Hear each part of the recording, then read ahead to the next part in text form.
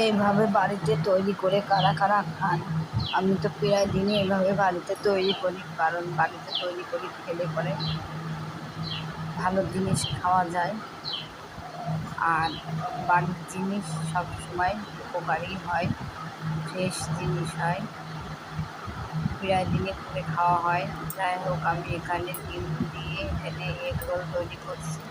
আগের যে ডিম দিয়ে পরোটাটা ভেজে রেখেছি, তারপরে এখানে কাঁচা পেঁয়াজ, শসা, কাঁচা লঙ্কা, টমেটো কেচাপ দিয়ে এটা রেডি করছি। মাঝে মধ্যে এরকম খেতে বেশ ভালোই লাগে। তা যাই হোক, এরকম বাড়িতে করে খেলে পরে তৃপ্তি হয়, বাইরের থেকে বাড়িতে করে খেলে পরে যাই হোক মনও ভরে, পেটও ভরে।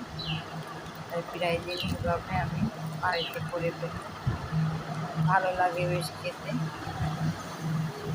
আর বাইরে খাই ঠিকই, বাইরের জিনিসে অতিরিক্ত তেল, অতিরিক্ত ওর মধ্যে মশলাও দেওয়া থাকে, কী মিশায় বাইরে, সেগুলো খাওয়ার থেকে বাড়িতে তৈরি করে খাওয়া একদম ফ্রেশ খাবার, শরীরের পক্ষে ভালো।